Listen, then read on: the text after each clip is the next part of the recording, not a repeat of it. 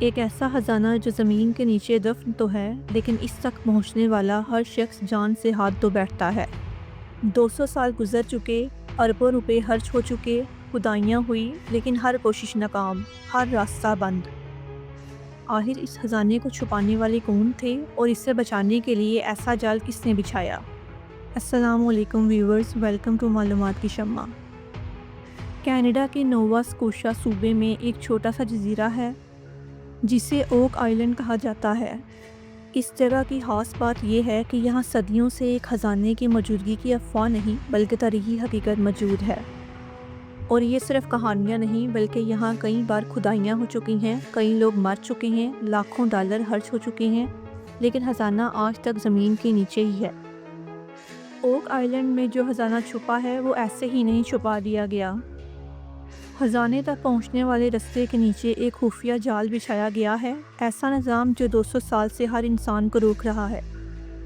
زمین کے اندر ایک خاص گڑھا بنایا گیا جسے کہتے ہیں منی پٹ۔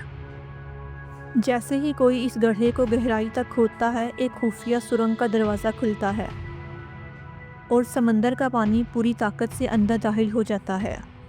یعنی خزانے کے پاس پہنچنے کا مطلب ہے سب کچھ پانی میں بہا دینا۔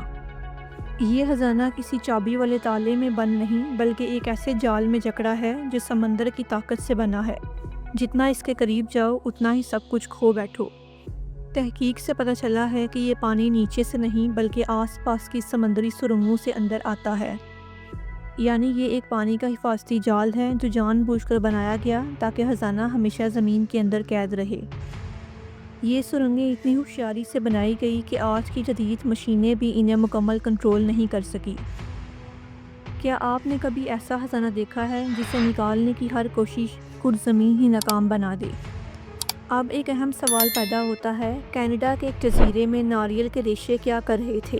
یہاں تو ناریل اگتے ہی نہیں، تو پھر یہ ہزاروں کلو ناریل زمین کے نیچے کیوں دفن تھے؟ جب کچھ ریسرچرز نے اوک آئلینڈ پر کھدائی شروع کی تو انہوں نے ساحل کے ایک حصے پر جسے کہتے ہیں سمٹس کی زمین کے نیچے ایک عجیب نظام دریافت کیا۔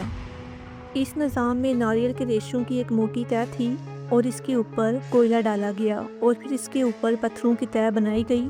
اس کا مقصد تھا کہ بارش یا سمندر کا پانی اس راستے سے آسانی سے گزرے اور نیچے بنے ہوئے فلڈنگ سسٹم کو متحرک کر دے۔ یعنی اگر کوئی خزانے تک کھدائی کرے تو سمندر کا پانی ایک خاص سرنگ کے ذریعے خزانے والی جگہ کو بھر دیتا ہے اور ناریل کا ریشہ پانی کو جذب نہیں کرتا بلکہ تیزی سے گزرنے دیتا ہے۔ یہ ایک قدرتی فلٹر کی طرح کام کرتا ہے۔ اور سب سے اہم بات، کینیڈا کے اس علاقے میں ناریل کبھی اگا ہی نہیں۔ یوں معلوم ہوتا ہے کہ ناریل یہاں سینکڑوں میل دور سے لائے گئے تھے صرف اس سسٹم کو بنانے کے لیے۔ اوک آئلینڈ کا راز تب سامنے آیا جب 1795 میں 3 نوجوانوں نے ایک عجیب گڑھا دیکھا۔ وہ کھودتے گئے اور ہر 10 فٹ پر لکڑی کی تہہ نکلی۔ پھر ایک پتھر ملا جس پر پراسرار نشان تھے، لیکن جیسے ہی وہ گہرائی میں پہنچے اچانک وہاں پانی بھر گیا اور ساری کھدائی رک گئی۔ اس کے بعد کئی ماہرین، ٹیمیں اور کمپنیاں آئیں، کسی نے لاکھوں ڈالر لگائے، کسی نے جدید مشینیں، مگر ہر بار پانی اندر آ گیا اور خزانے تک کوئی نہیں پہنچ سکا۔ ایسا معلوم ہوتا ہے کہ خزانہ فلڈ ٹریپس کی وجہ سے خزانے والے گڑھے میں پانی کے بھرنے، سرنگوں کے پیچیدہ نظام اور آج اوک آئلینڈ کو ایک محفوظ تاریخی مقام قرار دینے کی وجہ سے وہاں کھدائی محدود اور حکومت کی نگرانی میں ہونے کی وجہ سے نہیں مل پا رہا۔